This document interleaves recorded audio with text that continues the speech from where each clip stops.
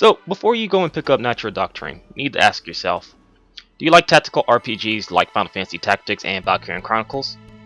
Only with a less than stellar story and a difficulty ramped up to about 10 times what you expect. If you do, then Natural Doctrine might be for you. So let's go ahead and take a look at Natural Doctrine for the PlayStation 4, PlayStation 3, and the PlayStation Vita. Alright, check it out. We are gonna fight ya! We can't dawdle any longer. We need to hurry up and get out of here.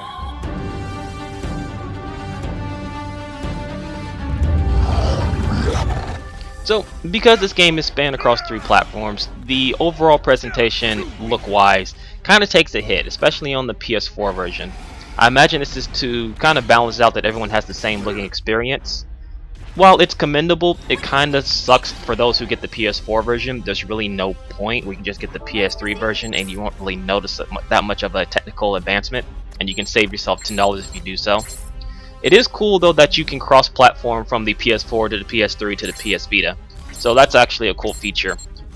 Sound, the music's okay. I mean, it's not nothing that you'll remember 10 years down the line or anything like that, but it gets the job done, especially during battles.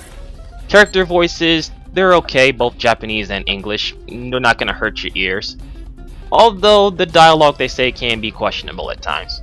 Overall, it's not the most impressive looking game, but it's not the worst looking game either. We must be close.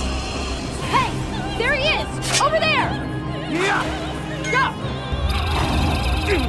Come and get it! I'll cover you! So, gameplay is probably the more interesting aspect of Natural Doctrine. It tries something different with the linking system. This allows you to get extra hits in with your allies, get extra movement, special crits, and stuff like that. Now, this will be good because both you and the enemy can use it. Although the balance issue comes in that you will always be outnumbered, so the enemies can really take advantage of the linking system, which always seems like you're at a disadvantage for every fight, especially when you get towards the boss enemies. I don't think that the linking system is the best option when you're always going to have the player outnumbered and outmanned, at least about 6 to 20. But when it does work, when it's on the even ground, you can actually find a lot of enjoyment in the linking system. It's for those who really love to strategize, like to plan out their moves 10-20 paces ahead in battle. So if you're a strategist enthusiast, you'll probably love the linking system. For everyone else that's a general tactical RPG fan, you might find it frustrating and a bit unfair, especially in the later levels. And since this is a RPG, you can level up your characters and you can find new equipment within the field. One thing I didn't like is that you actually can't shop for equipment. That's kind of disappointing, so all your equipment really relies on the chest, which can be hard to pick up because you can't pick up chests during linking and you really want to link so you can get the advantage in battle. Also, if you really want to use magic, you need to be aware of the Pluton system. Now, Pluton is a valuable resource within the game that pretty much everyone wants to get their hands on. Now, throughout your adventures, you'll find chests with Pluton. You'll gather more and more. But during battle, if you really use magic, you'll notice that you'll drain out your Pluton supply, and this really has an effect on your rating as well as your survival in battle. So you need to be really careful if you're the type that really loves magic. While I think the Pluton system is okay, I don't think it was really expanded on. I think it's just a shortcut way to not have to deal with mana points and things like that. It works to some degree. It can get a bit annoying when you really need to use a spell, but you know you need that Pluton supply for something else, so it's kind of a trade-off. It's not bad, it's not terribly good either. It's somewhere in between. It's not like the linking system where it can be really good for you or really bad for you depending. So last but not least is the multiplayer. This comes in 2 forms, the 1 vs 1 and the co-op. The 1 vs 1 kind of plays out as a card game where you can get cards from the single player and you can buy packs to increase your deck, in which that deck is used in on the battlefield, typical to the single player battles.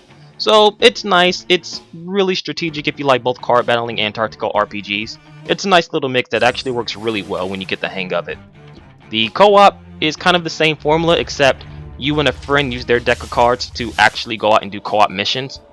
These missions can be a bit tough, more so than the actual single player, which still has the unfair advantage of giving more enemies than you could probably handle, especially with the linking system. But if you have a well-coordinated team, you could probably do a lot. My, aren't we lively? I came out to see what all the revelry was about, and it turned out to be you guys. Zeke, what on earth were those things? Don't underestimate him. So here's the basics of the story. You play as a character named Jeff, who is a soldier for the city of Feste, which you're in charge of going out and gaining access to goblin dens and wiping them out for the betterment of mankind. It's honestly not that deep in detail. There are maybe a few plot twists, but anyone who's played a tactical RPG, or an RPG in general, will already know what's going to happen. I would suggest you just kind of muscle your way through the story if you like the combat. It's not really something to sit down and tell your friends or you'll remember 5-10 years down the line. I will say some of the character dialogue is actually pretty funny. It reminds me of something from the Tales series, so if you actually like those interactions after missions, those are actually pretty enjoyable.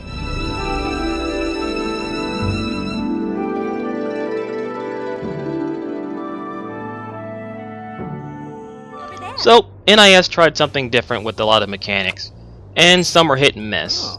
This game is really tailored towards the hardcore tactical RPG player who really wants to sit down and put in the work to learn the linking system, and who doesn't mind an extreme challenge pretty much throughout the entire game. For the casual audience, I would say wait for a price drop or just kind of avoid the game altogether.